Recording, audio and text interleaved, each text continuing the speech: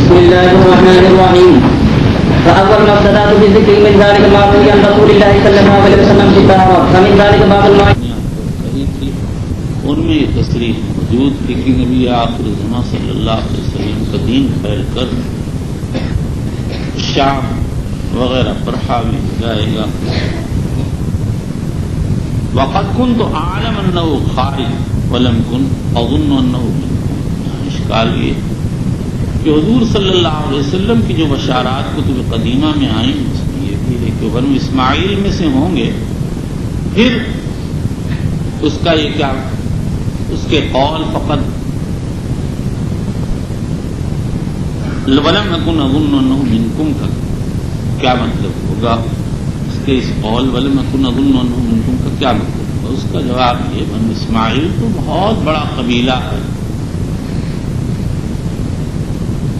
اس کا یہ خیال شاید رہا ہوگا کہ بنو اسماعیل میں سے ان لوگوں کی اولاد میں ہوں گے جو بڑے ثروت والے ہوں گے، چنا ہوں گے، چنی ہوں گے، یا اور کوئی چیز ذہن میں رہی ہوگی.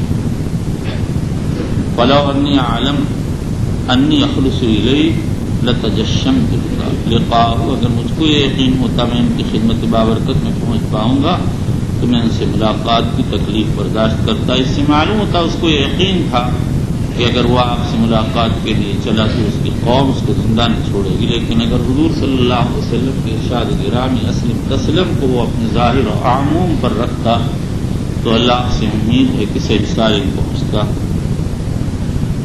وَلَوْ كُنْتُ عِنْدَهُ لَغَسَلْتُ عَنْ قَدَمَيْهِ، اس سے معلوم ہے حضور کی خدمت گرامی میں پہنچنے کا جو اس کا ارادہ تھا وہ محض غلامی کا اظہار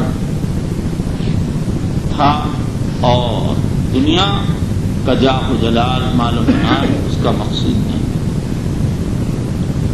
ثم دعا بکتاب رسول اللہ صلی اللہ علیہ وسلم الذي بعث به مع دحية الكلب الى عظيم بصرى فدفعه عظيم بصرى. بعث به مع دحية الكلب، حضرت نبی اکرم صلی اللہ علیہ وسلم صلح حدیبیہ سے پہلے قریش اور عرب کی مناوشات میں مشغول تھے. ان کی طرف سے جنگ کی صورتیں پیدا ہوتی رہتی تھی، آپ کو فرصت نہیں ملتی. جب سن 6 کے اواخر میں صلح ہو گئی اور 10 سال کے لیے جنگ بندی پر معاہدہ ہو گیا تو آپ کو ان کی طرف سے اطمینان ہو گیا اور آپ شاہان عالم کے نام دعوتی خطوط روانہ فرمائے. سن 6 کے اواخر میں آپ نے عزم کیا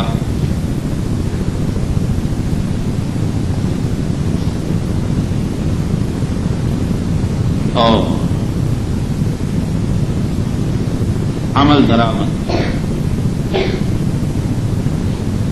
آپ نے دحیہ کو سن 6 کے آخر میں بھیجا.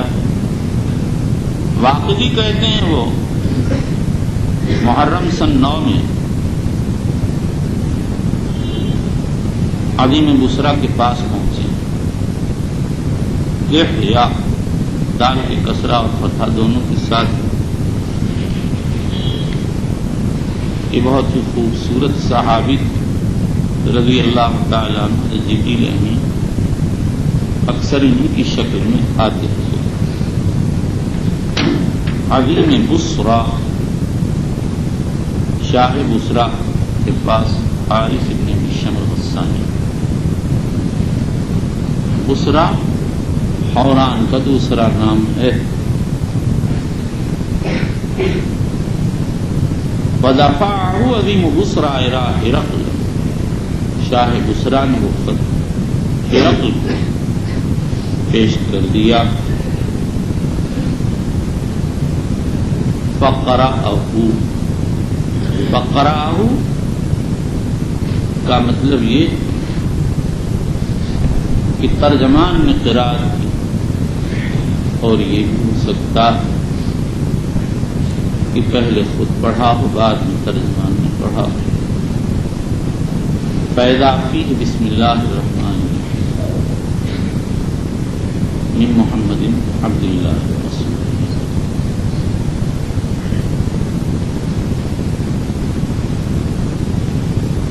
امام نووی رحمۃ اللہ علیہ فرماتے ہیں، اس سے معلوم کہ خط کی ابتدا بسم اللہ الرحمن الرحیم سے ہونا چاہیے، چاہے مبعوث ہے کافر ہے. اور فرماتے ہیں یہ جو حدیث میں آیا کل امر ذی بال لا یبدأ فیہ بحمد اللہ رواہ، اس حدیث میں حمد اللہ سے مراد ذکر اللہ، اس لیے کہ آپ کا خط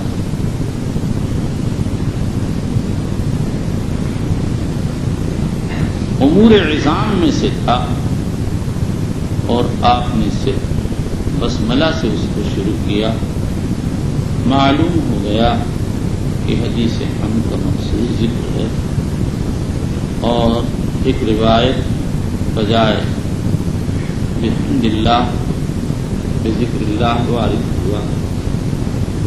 میں کہتا هذا الحدیث اخرجہ احمد بن حنبل والدارقطنی، لیکن یہ بات پہلے آ چکی کہ اس حدیث کے 3 الفاظ میں معروف لفظ الحمدللہ اور وہ ذکر مخصوص ہے، اور بسم اللہ یا بذکر اللہ کا لفظ بعد شاذ طرق میں وارد ہوا.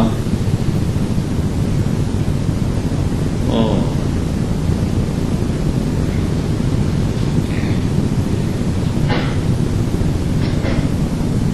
وہ یہ ممکن ہے کہ خاص بول کر عام مراد لیا جائے، لیکن جب خاص کو خصوصیت پر محمود کرنا ممکن ہے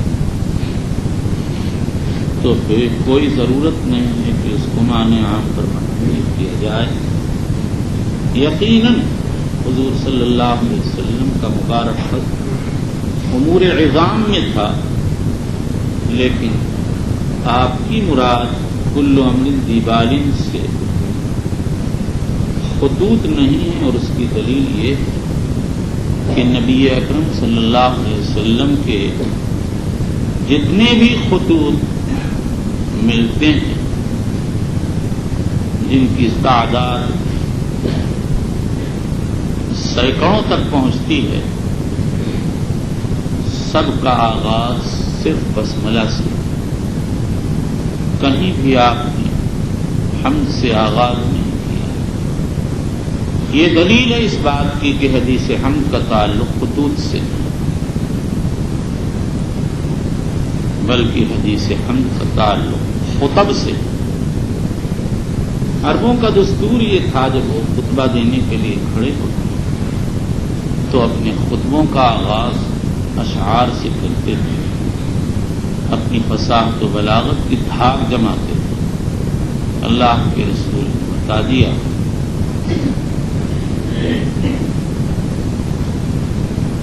کہ حمد اللہ کے بغیر جو محتم بالشان کام شروع کیا جائے گا وہ عظم اور ناقص ہوگا.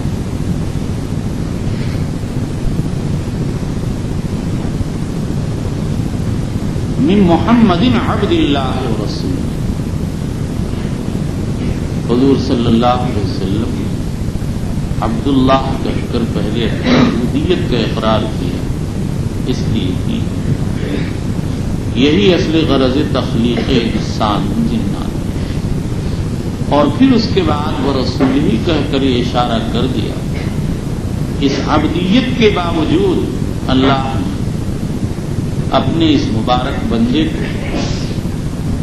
شرف رسالت بخشا اور اپنی طرف سے نمائندہ مقرر کیا. الى ہرقل عظیم الروم، ہرقل کے طرف جو روم کا بڑا. آپ نے یہ خط اپنے نام سے شروع کیا. حسن بن سفیان بزار و طبرانی کی روایت میں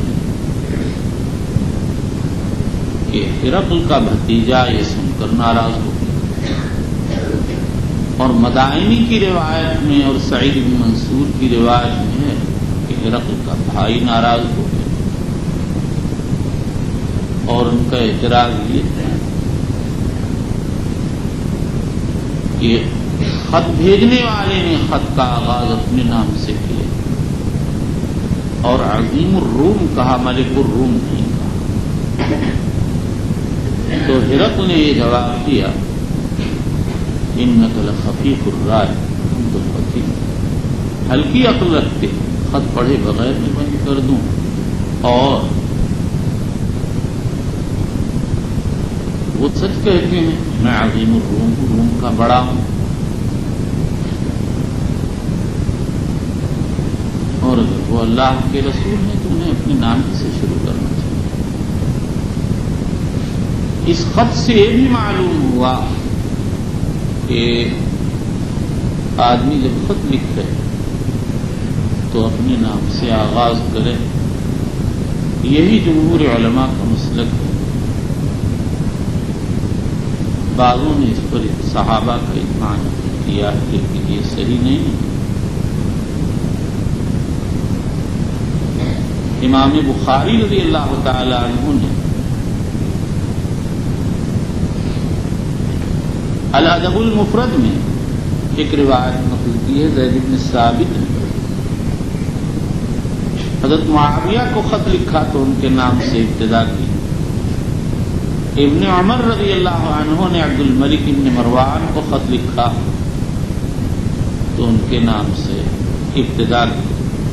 محمد بن حنفیہ، بکر مزنی، ایوب سختیانی وغیرہ کہتے ہیں مکتوب الیہ کے نام سے شروع کرنا جائے.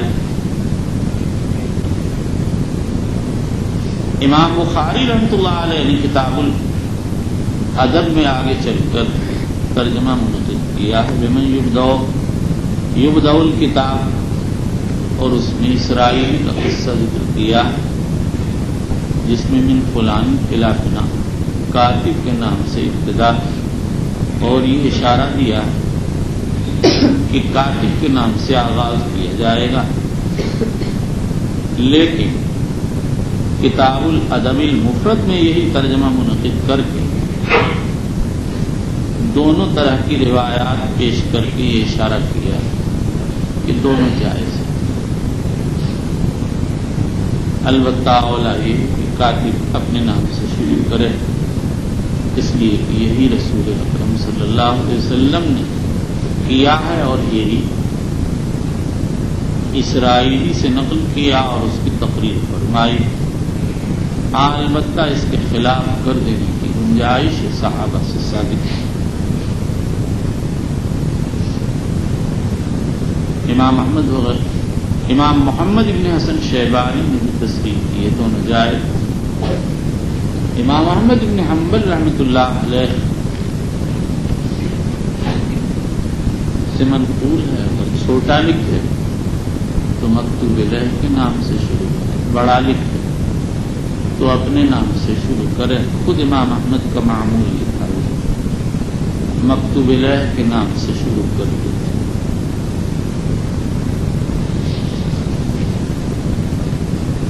سلام علی من اتبع الہدی، اس شخص کو سلام جس نے ہدایت کا اتباع کیا. بعض علماء نے اس سے اس بات پر استدلال کیا کہ کافر کو ابتدا بالسلام جائے، لیکن یہ استدلال ضعیف ہے. اس لیے حضور صلی اللہ علیہ وسلم نے ختم السلام علیہ فرمایا، سلام علی من اتبع الہدی فرمایا. اس کو سلام کیا ہے جو ہدایت کا اتباع کیا، بلکہ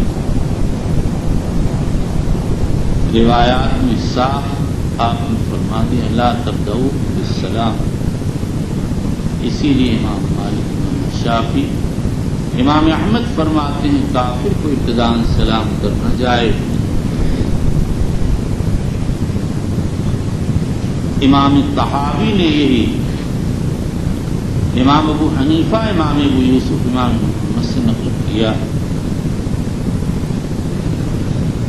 لیکن حنفیہ کی کتابوں میں لکھتا ہے کہ اگر ضرورت کی وجہ سے کافر کو ابتداء سلام کرے تو جائز۔ صاحب در مختار وغیرہ نے اسی کو راجح قرار دیا اور ان فقہائے احناف اور بعض سلف کی تردید کی ہے جو کہتے ہیں کافر کو مطلقاً ابتداء سلام کرنا جائے۔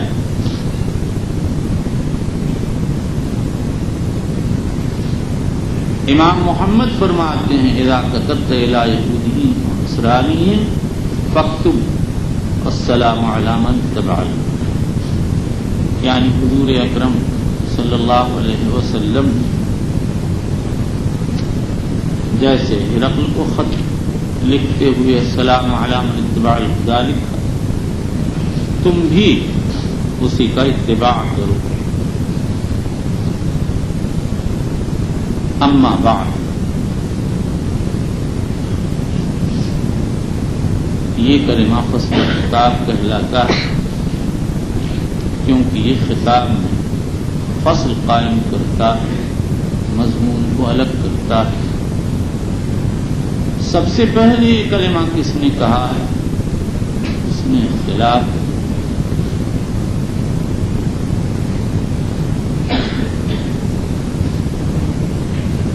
بعض روایات حضرت داؤد کا نام اور بعض کہتے ہیں یعرب ابن قحطان نے، بعض کعب ابن لؤی، بعض صہبان ابن وائل اور بعض قص ابن ساعدہ کا نام لیتے ہیں۔ بعض روایات یعقوب علیہ السلام کا نام ہے۔ اگر قحطان اولاد اسماعیل میں ہوں تو پہلے قائل حضرت یعقوب ہوں گے، اور اگر اولاد اسماعیل نہ ہوں تو پہلے قائل یعرب بن قحطان۔ فإنی ادعوک بدعایۃ الاسلام، دعایہ دال کے کسرہ کے ساتھ مصدر ہے دعوت کے معنی میں، اور مراد دعوت الاسلام سے کلمہ اسلام، اسلم تسلم، تو مسلمان ہو جا سالم رہے گا۔ ان دونوں کلمات میں جنا سے لفظی ہے، اور لفظ تسلم اپنے عموم کی وجہ سے دنیا آخرت دونوں کی بلاؤں سے سلامتی اپنے دامن میں رکھتا ہے۔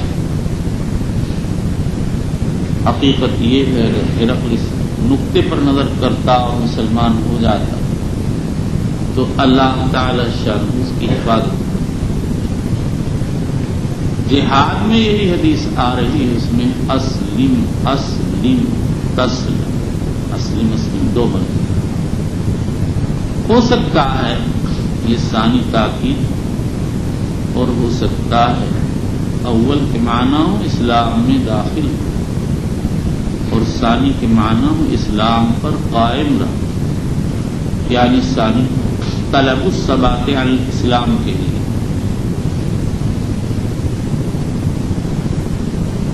یؤتک اللہ اجرک مرتین، یہ اسلم کا جواب ہے، اللہ تجھ کو دو اجر عطا فرمائیں گے۔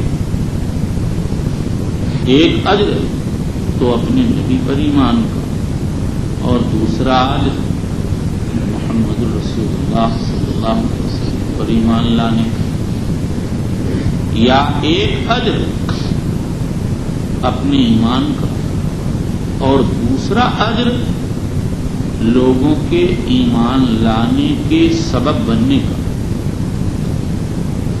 فَإِن تَوَلَّيْتَ فَإِنَّ عَلَيْكَ إِثْمَ الْيَرِثِينَ، اگر تو گردانی کرے گا تو تیرے سر یریسین کا گناہ ہوگا۔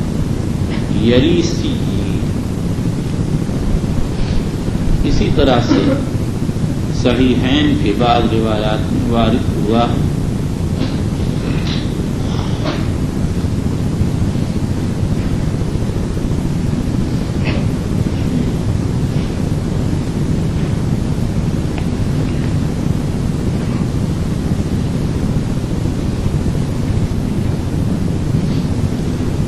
یہاں پر بخاری کے نسخے میں اختلاف، حاصل اختلاف یہ ہے کہ سین کے بعد ایک یا ہے یا دو، اور سین سے پہلے الف ہے یا یا۔ دو کو دو میں ضرب دینے سے 4 صورتیں نکل آتی ہیں۔ اس میں تقدیم الیاء علی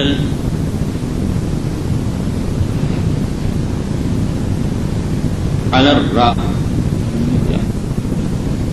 سین سے پہلے یا کہہ لی، غلط کہہ دیا، را سے پہلے یا ہے یا الف۔ اس میں تقدیم الیاء علی الف مرجوح ہے، راجح اریسیین، روایت کے عام ترک اسی طرح سے وارد۔ پھر اس کے بعد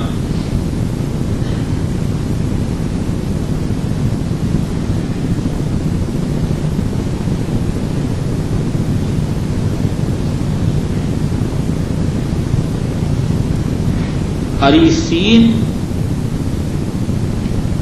بیائن واحدۃ بعد السین کو ابو عبید القاسم نے سلام نے راجح قرار دیا،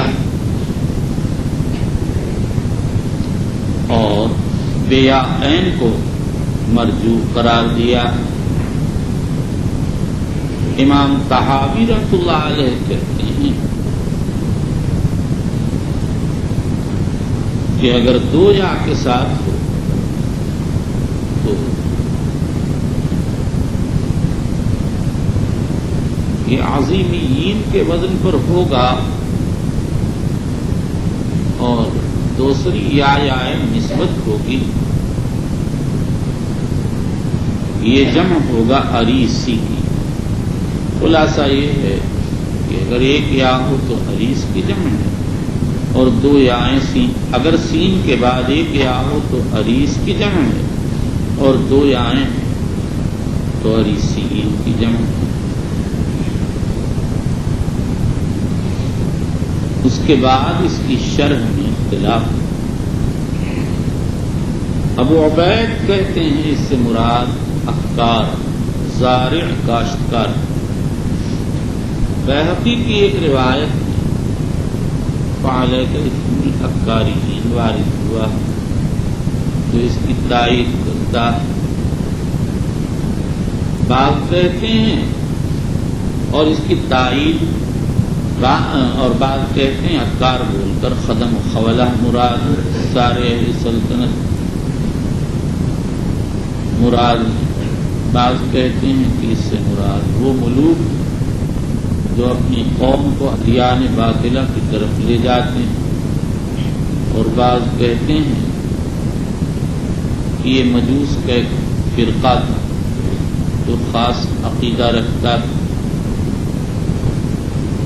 اور بعضوں نے کہا اس سے اشعار مراد، ٹیکس اور مقص لینے والے لیتے ہیں۔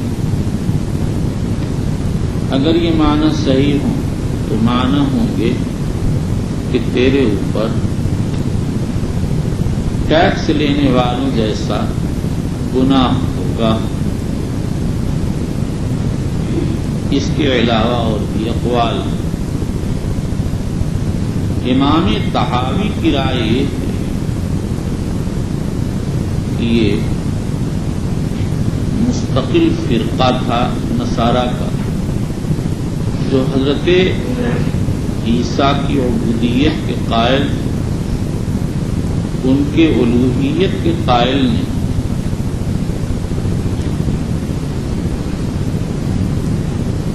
اسی کو علامہ ابو محمد ابن حزم ظاہری نے لکھا ہے، اور یہاں تک لکھا ہے کہ ہرقل اسی عقیدے کا حامل ہے۔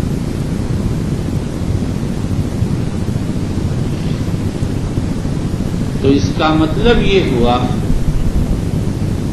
کہ تو جس فرقے سے تعلق رکھتا اگر ایمان نہ لائے گا تو فرقہ بھی ایمان نہ لائے گا، لہذا تو سب کے ایمان سے مانع ہوگا، اس لیے سب کا گناہ تیرے سر ہوگا۔ اس کی تھوڑی سی وضاحت یہ کہ عیسائیوں میں بہت سے فرقے تھے. ایک فرقہ اریسی تھا، اس کی نسبت ہے اریس کی طرف جو اسکندریہ کا لاٹ پادری تھا. وہ کہتا تھا عیسیٰ عبد ہے، رب نہیں، اور عیسیٰ اللہ کا کلمہ ہے جن کے ذریعے اللہ نے مخلوق پیدا کی. عام عیسائیوں نے اس پادری کی بڑی مخالفت کی، اس کو شہر بدر پڑا. بہرحال اس کے ماننے والے پیدا ہو گئے اور اسی عقیدے کا ہرقل.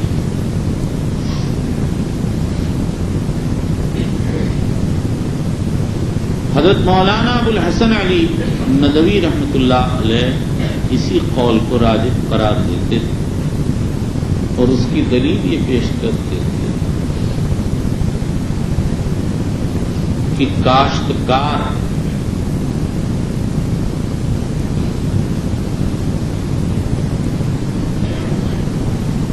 کسریٰ کی سلطنت میں زیادہ تھے. اس کے باوجود حضور نے یہ کلمہ ہرقل کے خط میں لکھا، کسریٰ کے خط میں نہیں. اگر عکار مراد ہوتے، کاشتکار مراد ہوتے تو ہرقل کے خط میں یہ کلمہ آتا، تو کسریٰ کے خط میں یہ کلمہ آتا. مولانا نے علت صحیح بیان فرمائی ہے اور صحیح یہی ہے کہ یہ لفظ اریسیین ہے اور اس سے فرقہ اریسیہ مراد ہے. وَيَا أَهْلَ الْكِتَابِ تَعَالَوْا إِلَىٰ كَلِمَةٍ سَوَاءٍ. یہاں اسی طرح واو عاطفہ بعض نسخوں میں ہے، بعض جس نسخے میں واو عاطفہ نہیں وہی نسخہ قرآن کے مطابق، اور اس لیے کہ قرآن میں قل یا اہل، اور جس میں واو عاطفہ وہ قرآن کے مطابق ہے. یہاں پر جو یہ واو آیا کیسے آ گیا، اس کی مختلف توضیحات. پہلی توضیح تو یہ ہے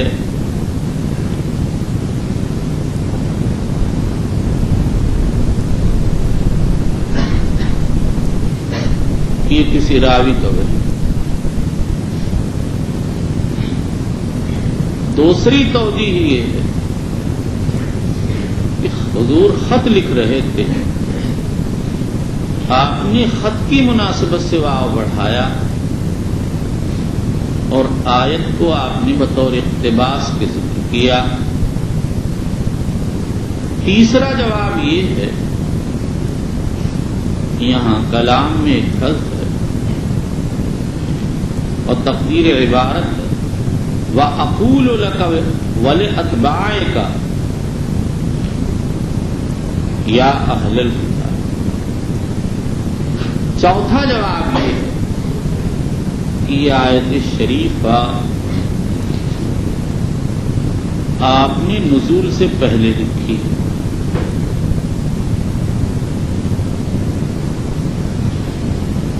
اور اس کی دلیل یہ ہے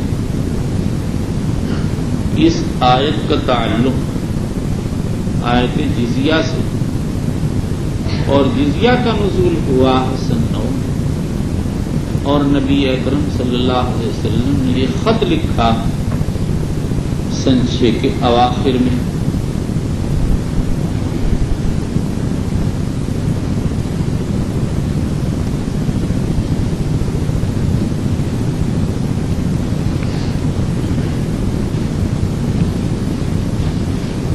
یہیں سے اور سوال حل ہو گیا، وہ یہ کہ جب اب تک آیت نازل نہیں ہوئی تھی تو آپ نے کیسے لکھ دیا؟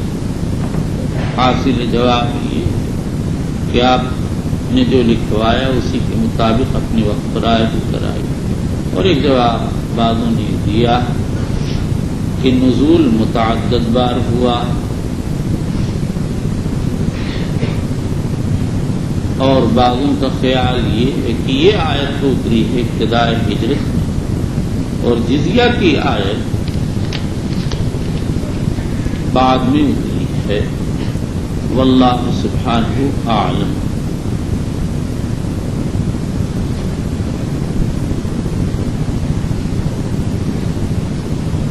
تعالوا الی کلمۃ سواء، کلمہ سوا سے مراد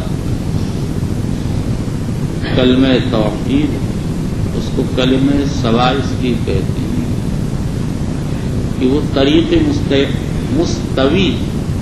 مستوی کی طرف مستقیم کی طرف لے جاتا، توحید کی طرف لے جاتا. اور یا کلمہ سوا کا مطلب یہ کہ تمام ملل میں مساویانہ طور پر یہ کلمہ رائج تھا، سب توحید کے دائی.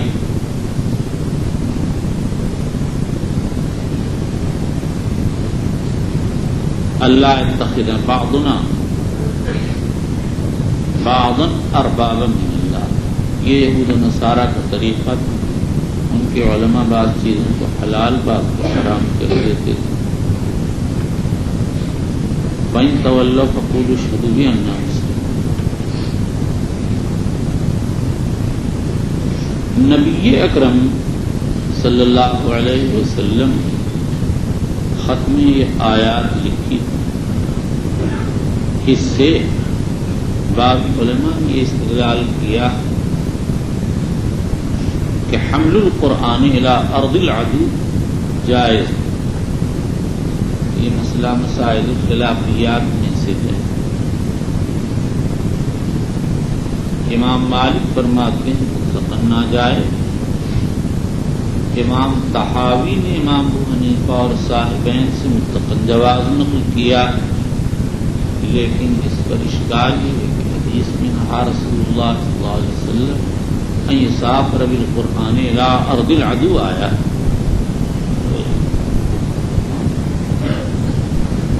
اور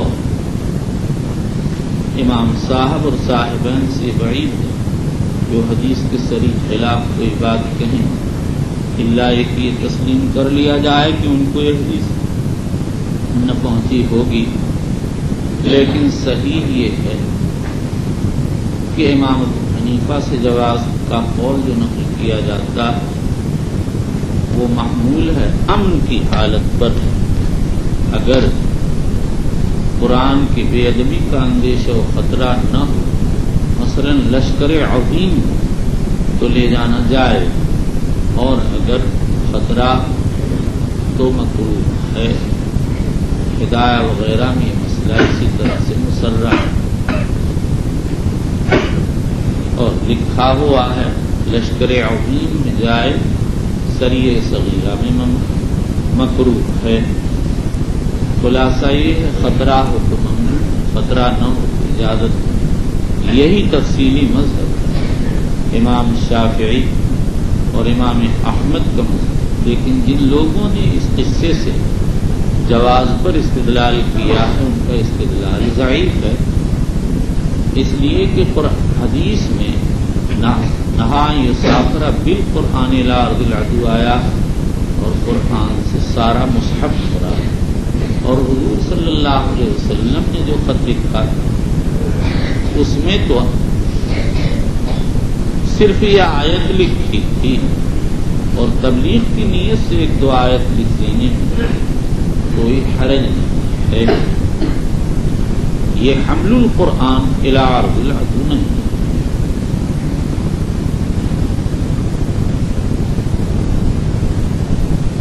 بعض علماء نے اس سے ایک اور مسئلے پر استدلال کیا.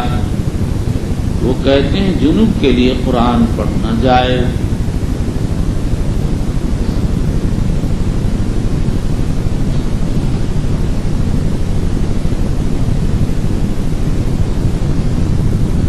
اس لیے کہ آپ نے یہ خط پڑھنے کے لیے بھیجا تھا، اور نصارہ عام طور سے غسل نہیں کرتے،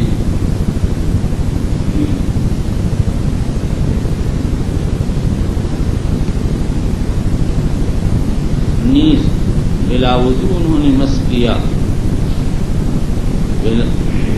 یہ بھی جواز کی دلیل، لیکن مسئلہ مختلف فیہا۔ امام شافعی فرماتے ہیں مس القرآن جنوب کے لیے مطلقاً ناجائز، یہی امام احمد کی ایک روایت اور حنفیہ کا ایک قول ہے جو ابو الحسن کرخی وغیرہ نے اختیار کیا۔ اس کے بالمقابل داؤد ظاہری، ابو جعفر ابن جریر طبری، ابن حزم جواز کے قائل، یہی امام بخاری کی رائے، جیسا کہ آئندہ ابواب حیض میں آ رہا ہے۔ یہی امام مالک کا ایک قول ہے۔ امام مالک رحمۃ اللہ علیہ کا دوسرا قول یہ جنوب کے لیے ناجائز، اس لیے کہ اس کے حدث میں طول نہیں ہوتا، اور حائض کے لیے جائز ہے کیونکہ اس کا حدث طویل ہوتا ہے۔ اگر اس کو قراءت قرآن اور مس قرآن سے منع کیا جائے تو بھول جانے کا اندیشہ۔ امام طحاوی کی رائے یہ ہے بعض آیت کا مس جائز، کل آیت کا مس جائز، یہی امام احمد بن حنبل کی ایک روایت۔ امام ابو القاسم سہیلی رحمۃ اللہ علیہ نے لکھا ہے کہ حضور صلی اللہ علیہ وسلم کا یہ خط ان لوگوں نے بہت محفوظ رکھا، اور ان کے خاندان میں حفاظت کے ساتھ منتقل ہوتا رہا۔ عبد الملک ابن سعد مسلمانوں کے ایک سپہ سالار گزرے، وہ اس نصرانی بادشاہ کے پاس پہنچے جو طلح پر غالب ہو گیا، تو اس نے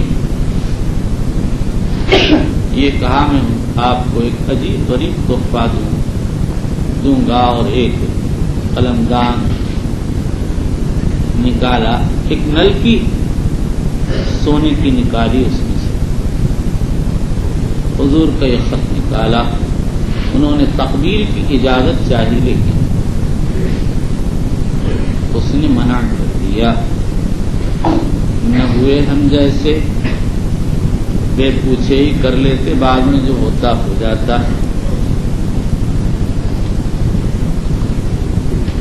کہ کیا کر لیتے، کیا بتائیں، ایسے میں کر لیتا ہوں۔ ایک صاحب نے روضہ اطہر کے اندر کا غبار دکھایا، میں نے چپکے سے کہ ان کو برانی شاگرد سے کیا برا مانتے، اگر اجنبی ہوتا تو میں استعمال نہیں کرتا، اس لیے کہ یہ تو صراحتاً استعمال جائز ہے، لیکن چوم لینا کوئی استعمال نہیں۔ حافظ ابن حجر عسقلانی رحمۃ اللہ علیہ نے بھی نقل کیا، سیف الدین خلیج منصوری نے بیان کیا کہ ان کو ملک منصور قلاوون نے ایک پیغام کے سلسلے میں سلطان مغرب کے پاس بھیجا۔ سلطان مغرب نے اپنی ایک ضرورت سے عیسائیوں کے بادشاہ کے پاس بھیج دیا۔ اس نے ان سے درخواست کی کہ آپ ہمارے یہاں قیام کریں، لیکن منظور نہیں کیا، تو اس نے صندوق نکالا جس کے چاروں طرف سونے کی تختیاں لگی تھیں، پھر اس میں سے قلمدان نکالا اور اس سے حضور صلی اللہ علیہ وسلم کا نام گرامی نکالا، جس کے اکثر حروف مٹ چکے۔ اس قوم نے بڑی حفاظت کی۔ بعض روایات میں اس نے کہا ہمارے آبا و وصیت کرتے رہے ہیں اس کو پاس رکھنا جب تک یہ رہے گا سلطنت تمہارے ہاتھ میں رہے گی۔ مسند احمد کی ایک روایت اس کی تائید حضور اکرم صلی اللہ علیہ وسلم نے فرمایا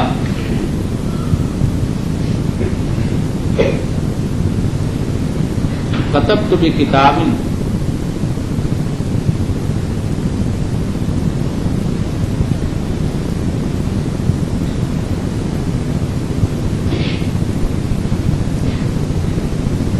الی کسریٰ فمزقه واللہ ممزقه ممزق ملکہ کتبت بصحیفۃ الی النجاشی فخرقها واللہ مخرقہ ومخرق ملکہ وکتبت بکتاب الی صاحبک فامسکہ ولا یزال الناس یجدون منہ باسا ما دام فی العیش الخیر۔ رواہ کچھ الفاظ بدل سے گئے معنی اور حقیقت یہی ہے کہ کسریٰ نے اس گرامی نامہ کو چاک کر کے اپنے آپ کو ملیا میٹ کر دیا۔ کسریٰ کا نام دنیا سے مٹ گیا، تاریخوں میں۔ قال ابو سفیان فلما قال ما قال وفرغ من قراءة الكتاب كثر عنده الصبر۔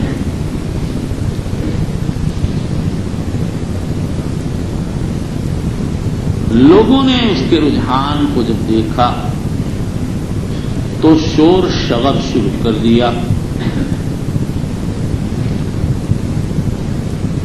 فارتفعت الاصوات، آوازیں بلند ہو وہ اخرج، ہم نکال دیے گئے تاکہ ان کو کوئی گزند نہ پہنچا دے۔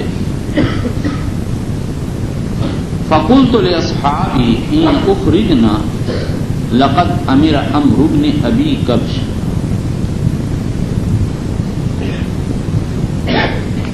امر قبل عظم عمرو بن ابی کبش، معاملہ حال ابن ابی کبش، اس سے مراد رسول اکرم صلی اللہ علیہ وسلم۔ ابو الحسن جرجانی نسابہ کہتے ہیں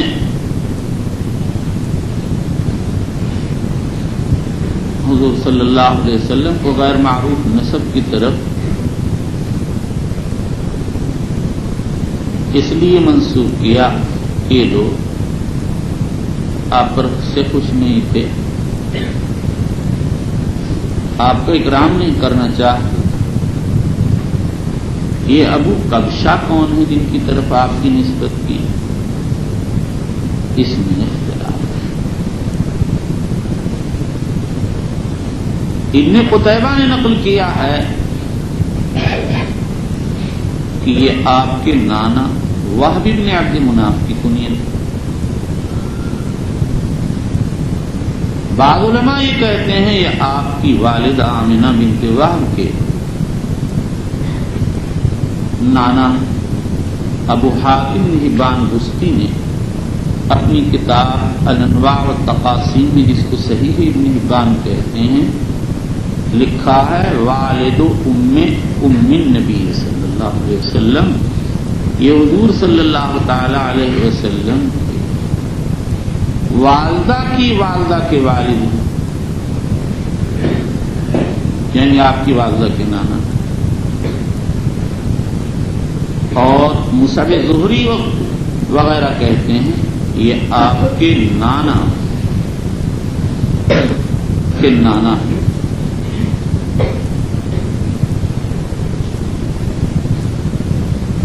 آپ کے نانا کی والدہ کا نام تھا عمرہ، کہ ان کے باپ